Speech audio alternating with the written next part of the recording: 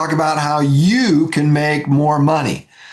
As we talk about the 5 steps to freedom, 5 steps to financial independence, and there's 7 steps to wealth. But number one is you need to learn how to make more money. You've got to make more money. Simple as that. The system won't work. You can't save your way out of your problems. You have to make more money. The inflation is happening all over the world. The governments of the world can't balance their budgets. So what do? They print more money. And when they print more money, anything that you own will go up in value. If you own it, if you own real estate over time, if you own stocks over time or business over time. But the cost of everything else goes up. Your rent goes up, utilities goes up. Groceries are going up, property taxes are going up. So you've got to get on the right side of that. But step number one is to make more money. You've got to concentrate on making more money. So I've got my team together, and they're going to come out and give us an idea of a couple people of what they did to make more money. Either something that our team is doing on their own, or it's something that they have seen. Okay, Josh, I think you had a presentation you want to show. Is that right? Yeah, I have. Just gonna go to that video real quick. I interviewed one of my close friend. She's doing a small business before, and I think everyone can learn from this video right here.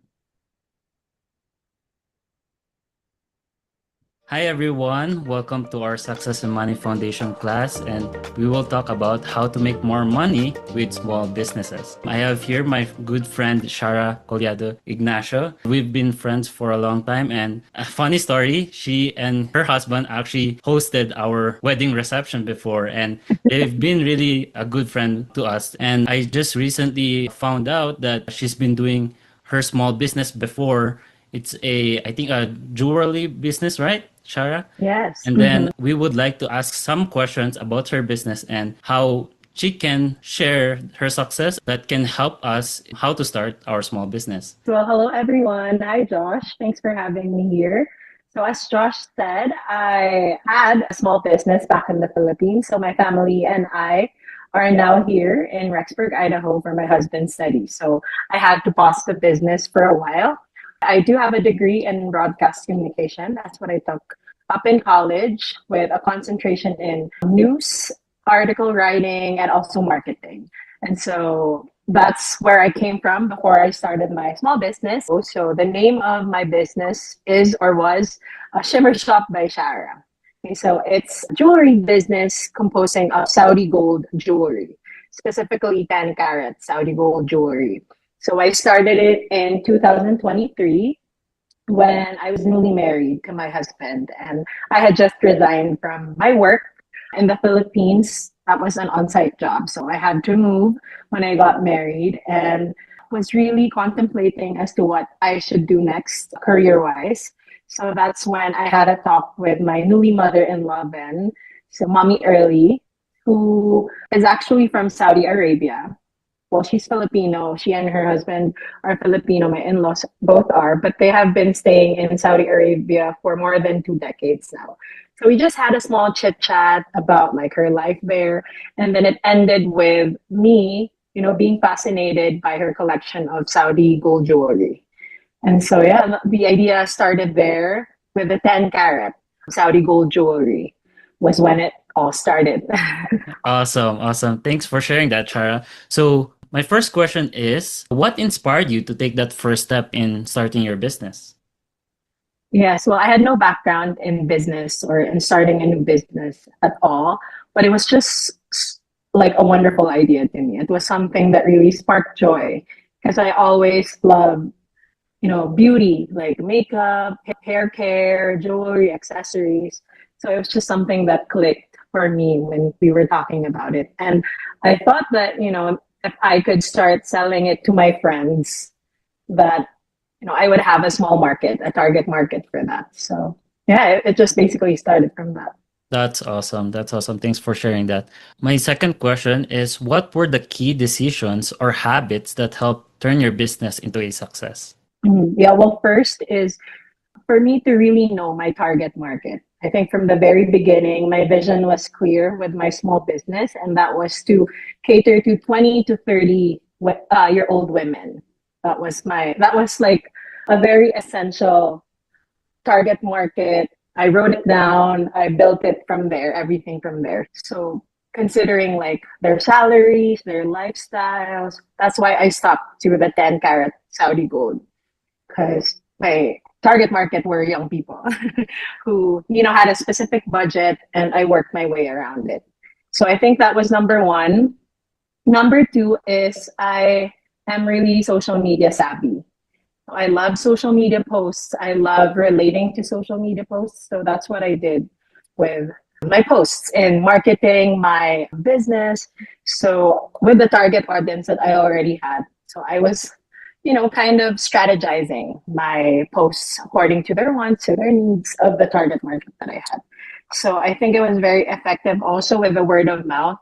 So I had a lot of friends in the Philippines, so I would like share it to my friends. I would, just take photos or videos of my items, the jewelries, and then daily postings as well was really effective because it would get them excited. Because before I launched the business, I was posting for I think a week and a half to just like excite people of my business. I would post sneak peeks or just a pair earrings on people. One of the effective ways that I did it also was before I launched my jewelry collection to the public, so on Facebook, I tapped a few family members, a few friends. So I showed them the jewelry and all those things. And then I told them, okay, I'm going to give you a big discount. I'm going to give you 50% off for the pair that you will buy if you agree that I will post your photos, with while wearing your jewelry. So I already had content from that strategy that I had.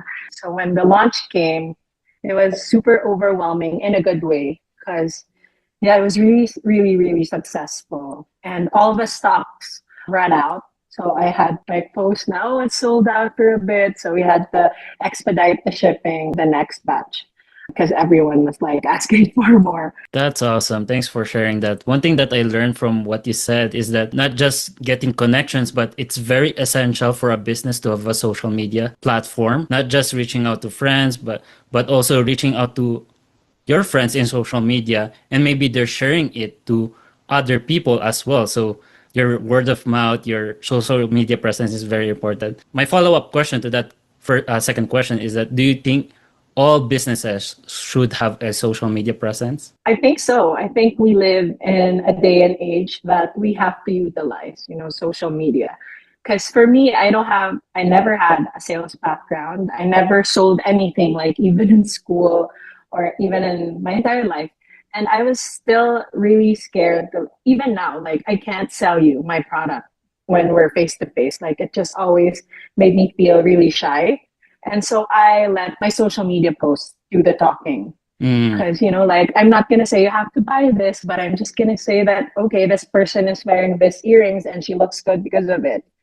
So, and it's up to you if you want to buy it. So I think it makes easier for Mm. like, a business to introduce yourself out there. That you don't have to say a lot of things. You just have to communicate who you are.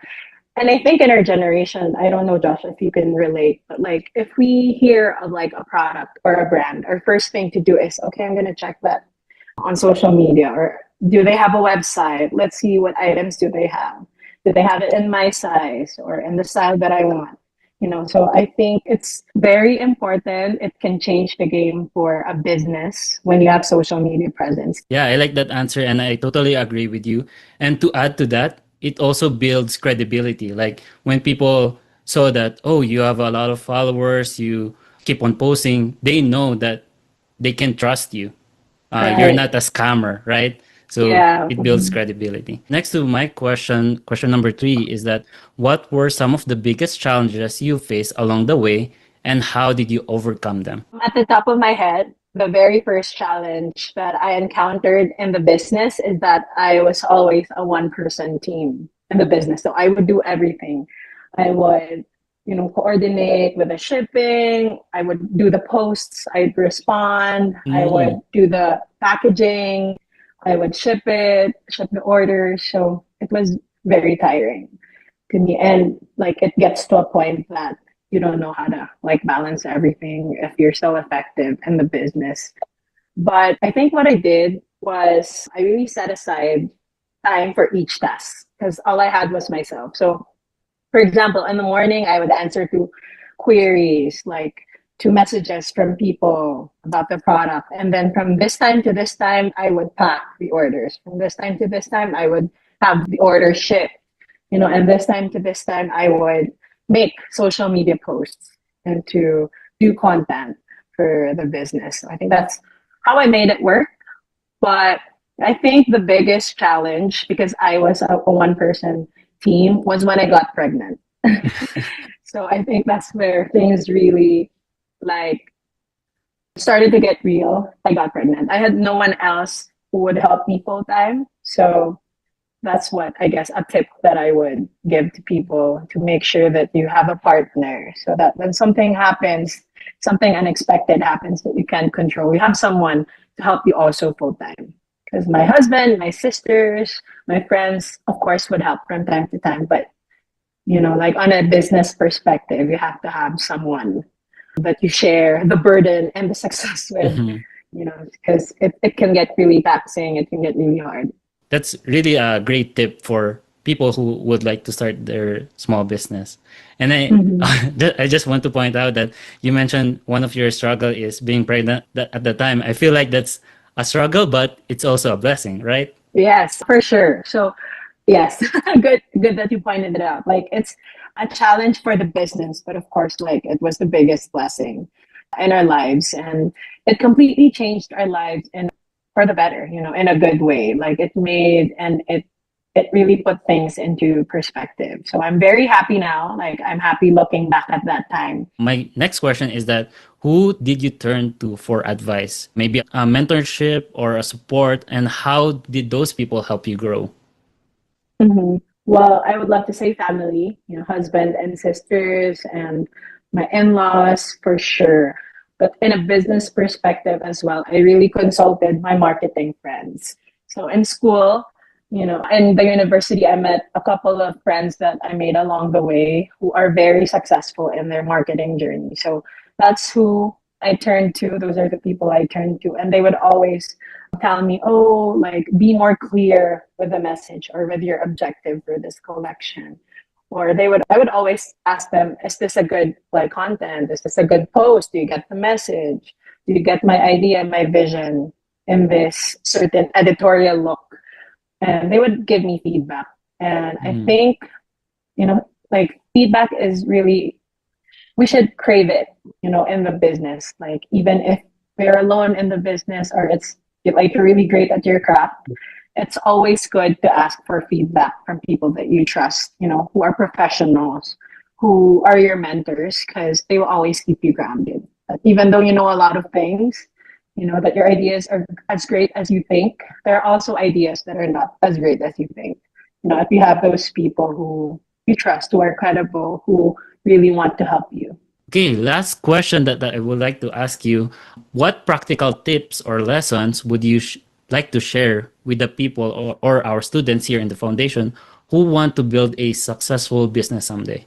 Yes, well, for as far as business is concerned, I think the most important number one is I think you have to find a business that caters what you love.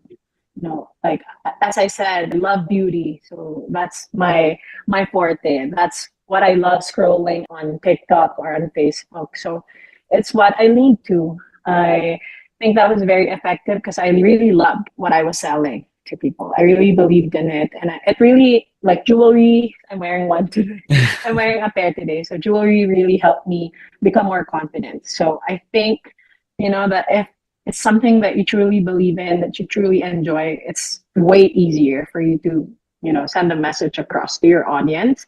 And number two, of course, is the target market that I mentioned earlier. You have to be precise as to who you want to cater to, because that's where your content, like that's where everything is gonna go around, like with your strategies with your content. Like you have to be like specific with who you're selling the items to. Number three is to have integrity, be honest with your content, be straightforward, and at the same time to level with your audience. I think you have to know your core values, like, and what you sell to.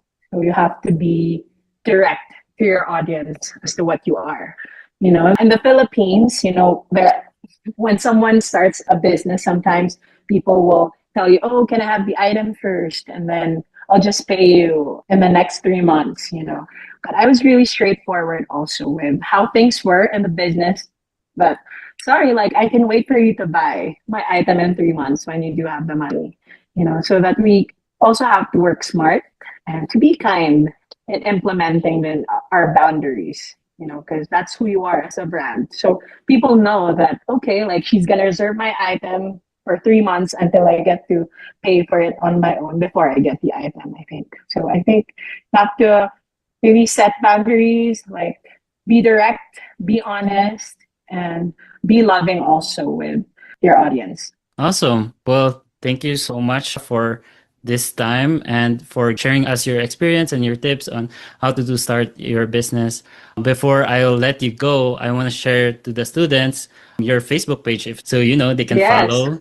Even though you're not doing your business anymore, maybe they can follow and share your page. So her business and Facebook page is called Shimmer Shop by Shara. So you guys can follow her, and maybe they can reach out to you as well, Shara, if they have questions about how to start small business. Is that okay? Yes, of course. Awesome. Well, thank you so much. And this is our how to make more money in your small businesses. Thank you for putting that up there, Josh.